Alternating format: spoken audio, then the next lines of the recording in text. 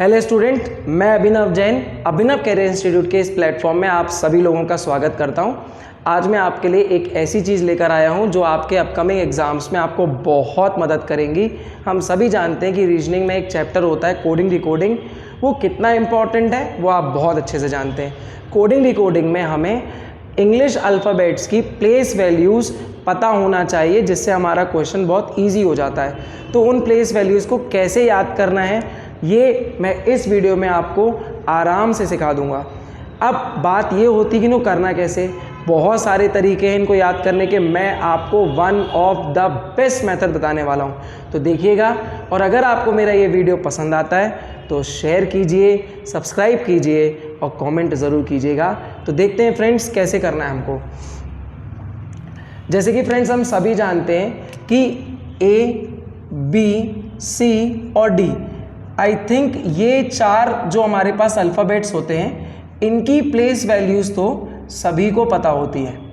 ठीक है फ्रेंड्स, तो इनकी हमें याद करने की कोई आवश्यकता नहीं है। अब हम देखते हैं कि हमें आगे कैसे याद करना है। हम कुछ भी नहीं करेंगे, सारे अल्फ़ाबेट्स सभी वैल्यू खुद ब खुद बताएंगे। तो कैसे करेंगे देखिए। अगर हम देखते हैं हमारे पास अगला जो अल्फ़ाबेट है वो ई है, तो अगर हम बोलें कि ई की प्लेस वैल्यू क्या होती है तो हमें कुछ नहीं करना है, हमें अपना इमेजिनेशन यूज़ करना है। कैसे करेंगे, हमने ई लिखा, अगर मान लीजिए सपोज मैं ई की यहाँ से इस लाइन को रब कर दूँ, मिटा दूँ और इस लाइन को यहाँ पर प्लेस कर दूँ, तो आई थिंक आपको दिख रहा होगा कि ये क्या है, 5 है। तो इसका मतलब क्या होता है फ्रेंड्स, ई की वैल्यू कितनी होगी, 5 होगी। आगे बढ़ते हैं। अब हम देख रहे हैं कि हमारे पास नेक्स्ट अल्फ़ाबेट है एफ़। तो हम देख रहे हैं कि अगर एफ़ में अगर हम कुछ इमेजिनेशन यूज़ करें तो अगर मैं यहाँ पर एक लाइन ड्रॉ कर दूँ इस तरीके से, तो क्या हो जाएगी एफ़ की वैल्यू 6। आपको सिर्फ ये करना है कि हमें ये याद रखना है कि हमने क्या किया है उसके साथ, बाकी ऑटोमेटिकली आपको याद हो जाएगा। अब हम देख रहे हैं हमारी नेक्स्ट वैल्यू होती जी। तो जैसा कि फ्रेंड्स आप देख पा रहे हैं कि जी में ऑलरेडी एक 7 हमें विजिबल है, बस हमने कभी उसको देखा नहीं। तो हमारे को ये पता चल गया है कि जी की वैल्यू क्या हो जाएगी फ्रेंड्स, 7 हो जाएगी। जी के बाद होता है एच। अगर हम एच में कुछ इमेजिनेशन यूज़ करें तो हम देख रहे हैं कि अगर हम एच को यहाँ से मिला दें और एच को यहाँ से मिला दें तो ये कहीं ना कहीं 8 जैसा दिख रहा है। तो एच की वैल्यू क्या होती है फ्रेंड्स, 8 होती है। अब एच के बाद आता है फ्रेंड्स आई।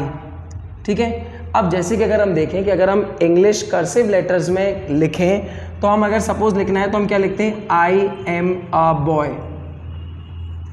ठीक है फ्रेंड्स, तो हम क्या बोल रहे हैं, कर्सिव में हम आई कुछ इस प्रकार से लिखते हैं। तो अगर मैं इस आई को कर्सिव में लिख दूं तो डेफिनेटली आप ये बोल सकते हैं कि हमें आई में एक 9 शो हो रहा है। ठीक है फ्रेंड्स, अब अगर हम देखें आई के बाद आ जाएगा जे। तो जे के लिए हम बहुत से तरीके यूज़ कर सकते हैं, जिसमें से एक तरीका है जिसको हम बोलते हैं जर्सी नंबर 10। तो जे से जे और 10 से 10, इसका मतलब जे की वैल्यू क्या हो जाती है, 10। अब आपको ये लग रहा होगा कि सर ने तो ऐसे ही बना दिया जर्सी नंबर 10। नहीं फ्रेंड्स, जर्सी नंबर 10 एक प्लेयर की आइडेंटिटी है। जर्सी नंबर 10 सचिन तेंदुलकर की, जिसे हम मास्टर ब्लास्टर भी कहते हैं, उनकी एक आइडेंटिटी है। ये उनकी जर्सी का नंबर है, तो ये उनकी आइडेंटिटी को शो करता है। तो ये वैसे भी फेमस है। तो जे की वैल्यू क्या हो जाएगी, 10। तो हम क्या याद रख लेंगे, जर्सी नंबर 10। नेक्स्ट है हमारे पास के। तो हम जानते हैं कि हम इंडिया में सभी लोग क्रिकेट को कितना एडमायर करते हैं। तो के के लिए एक आईपीएल की टीम होती है जिसका नाम है किंग्स 11 पंजाब। ठीक है फ्रेंड्स, तो के की वैल्यू क्या हो जाएगी, 11 हो जाएगी। आई थिंक ये आप आराम से याद कर सकते हैं। Next is L. तो एल से अगर मैं सपोज मैं आप सभी से पूछूं कि एल से अगर आपको किसी पॉलिटिशियन या राजनेता का नाम याद आए तो आई थिंक आप सभी लोग लालू प्रसाद यादव का नाम ही लेने वाले हैं। तो लालू प्रसाद यादव से 12 कैसे क्रिएट होगा, बहुत आराम से समझते हैं। लालू प्रसाद यादव के टोटल 10 बच्चे हैं। ठीक है फ्रेंड्स, लालू प्रसाद यादव कितने बच्चे हैं, 10। अब सीधी सी बात है फ्रेंड्स, ये 10 बच्चे तथास्तु बोल के तो टपके नहीं हैं, 2 लोगों की मेहनत है। तो उसमें कौन कौन हो जाएगा, लालू और राबड़ी देवी। ठीक है फ्रेंड्स, तो टोटल कितने हो जाएंगे, 10 + 11 एंड 12। आई थिंक ये आप कभी नहीं भूलेंगे। तो L फॉर लालू, और लालू मीन्स 12। अगला हो जाएगा M। अगर मैं बोलूँ फ्रेंड्स कि अगर आपको M में कोई नंबर दिख रहा है तो आप बोलेंगे सर 3 दिख रहा है। आई थिंक आपको दिख रहा होगा। तो डेफिनेटली M की वैल्यू में 3 तो होगा, बट क्योंकि हम जानते हैं कि M एक मिड वैल्यू होती है, अल्फ़ाबेट्स में बीच में कहीं पर आता है, ना स्टार्टिंग में ना एंड में, तो 3 तो नहीं हो सकता। तो क्या हो जाएगा फ्रेंड्स, 13 हो जाएगा। M के बाद आता है N। अब N के लिए बहुत आसान तरीका है, हम सब रोमन नंबर्स लिखते हैं। रोमन नंबर्स का मतलब जैसे 1, 2, 3, इसी तरीके से हम रोमन नंबर्स लिखते हैं। तो अगर मान लीजिए कि मैं N लिख दूँ, ठीक है, और इसके ऊपर 2 लाइन खींच दूँ, तो ये एक रोमन नंबर बन जाता है, जिसको हम बोल सकते हैं क्या है, 4। जैसे ही आपको 4 दिखे तो आपको पता है कि 4 एक मिड वैल्यू है, इसलिए ये 4 नहीं, क्या होगा, 14। आपको सिर्फ ये 4 दिखना चाहिए। जैसे ही 4 दिखा 14 ऑटोमेटिक बन जाएगा।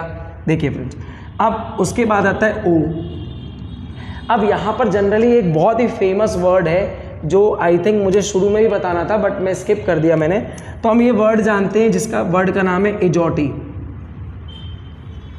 आई थिंक आप सब लोग जानते होंगे इस वर्ड को। वर्ड इज एजोटी, स्पेलिंग ध्यान से रखिएगा। इस वर्ड की खासियत ये है कि ये 5 के डिफरेंस पे होता है। मतलब E की वैल्यू 5, J की वैल्यू 10, O की वैल्यू 15, T की वैल्यू 20 और Y की वैल्यू 25। तो अगर आप इसको याद रख सकते हैं तो बहुत अच्छी बात है। तो इस हिसाब से देखा जाए तो O की वैल्यू क्या हो जाएगी फ्रेंड्स, 15 हो जाएगी। ठीक है फ्रेंड्स, अब मैं थोड़ा सा आगे के इन नंबर्स को, फिगर्स को मिटा रहा हूँ, तो आप प्लीज़ वीडियो को पॉज करके अपनी नोटबुक में ज़रूर नोट कीजिएगा। ठीक है फ्रेंड्स,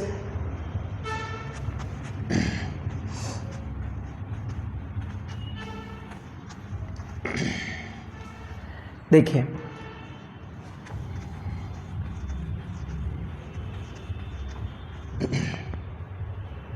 अब अगर हम देखें तो हमने कहाँ तक, O तक कर लिया है। O के बाद हमारे पास आता है P। तो जैसे कि हम देख रहे हैं P, तो हमने बोला P भैया अपनी वैल्यू बता दो। तो उसने हमसे क्या बोला कि भैया कुछ इमेजिनेशन यूज़ तो करो अपना। तो हम क्या करेंगे फ्रेंड्स, P को हम उल्टा बना देंगे। ठीक है, इसके बाद अगर मैं यहाँ पर एक लाइन इसमें ऐड कर देता हूँ तो ये हमें कैसा दिख रहा है, 6 के जैसे दिख रहा है। अब कोई छोटा सा युगांडा का बच्चा भी बता सकता है कि सर 6 तो नहीं हो सकता, लेकिन 16 हो सकता है। तो हमें क्या हो जाएगा, P की वैल्यू क्या होगी, 16 होगी। क्योंकि P की वैल्यू 6 नहीं हो सकती, क्योंकि ये मिड वैल्यू है। लेकिन अगर 6 दिख गया तो 16 तो दिख ही जाएगा दोस्त। अब अगर हम देखें P के बाद, तो P के बाद आता है फ्रेंड्स Q। तो अगर मैं Q की वैल्यू बताऊं तो Q हमें कैसा दिख रहा है, Q में क्या दिख रहा है, 7। तो हमें 7 दिख रहा है, बट हम ये जानते हैं कि 7 तो G की वैल्यू होता है, और इसका मतलब क्या हो जाएगा, ये क्या है, 17 है। आई थिंक आपको समझ में आ रहा होगा। अगर समझ में आ रहा है तो एक लाइक ज़रूर ठोक देना। आगे देखते हैं। अब हमारे पास हो जाएगा फ्रेंड्स R। अगर मैं R को देखूं तो अगर मैं R में अपना कुछ इमेजिनेशन यूज़ करूं और इस तरीके से जोड़ दूं, ठीक है, तो हमारे पास यहाँ क्या दिख रहा है फ्रेंड्स, 8 दिख रहा है। तो 8 तो हो नहीं सकता, क्या होगा, 18। 8 दिख गया तो 18 दिख ही जाएगा। इसके बाद होगा फ्रेंड्स S।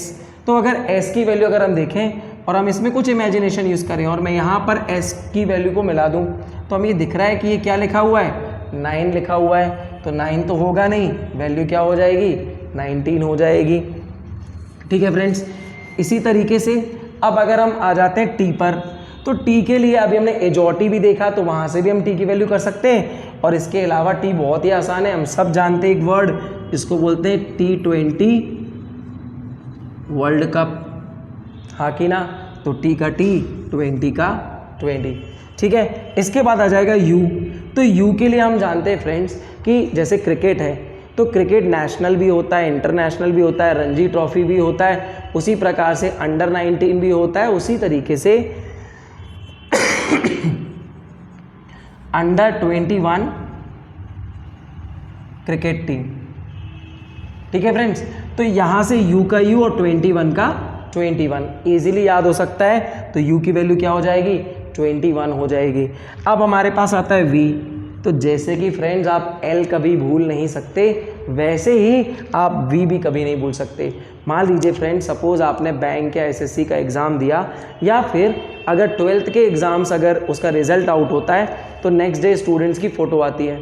किस तरीके से फ़ोटो आती है, कुछ स्टूडेंट इस तरीके से फ़ोटो खिंचवाते हैं, कुछ इस तरीके से फ़ोटो खिंचवाते हैं। इस वी का क्या मतलब होता है, इसका मतलब होता है साइन ऑफ विक्ट्री।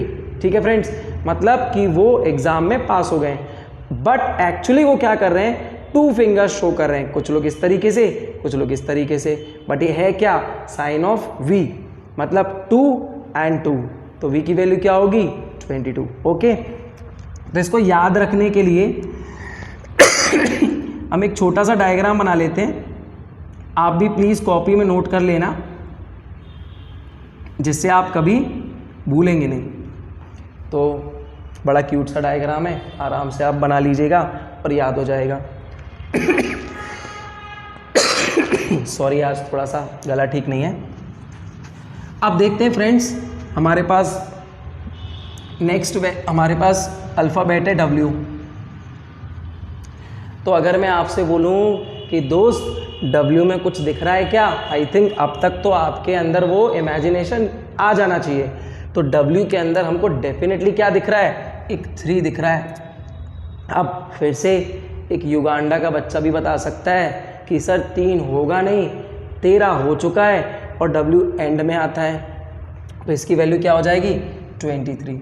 तो आपको 3 दिखना बहुत ज़रूरी है। ठीक है फ्रेंड्स, अब इसके बाद हमारे पास आता है x, y एंड z। ठीक है, तो x की वैल्यू होती है 24, y की वैल्यू आप एजॉटी से भी फाइंड कर सकते हैं जो कि होता है 25, और z की वैल्यू 26। अगर मुझे 26 की वैल्यू भी याद करानी पड़ी तो दोस्त पढ़ाई छोड़ दो, हिमालय पे निकल लो।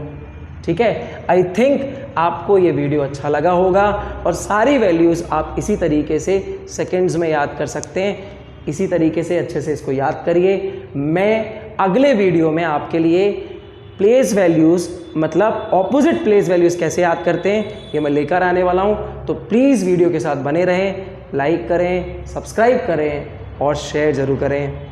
Thank you.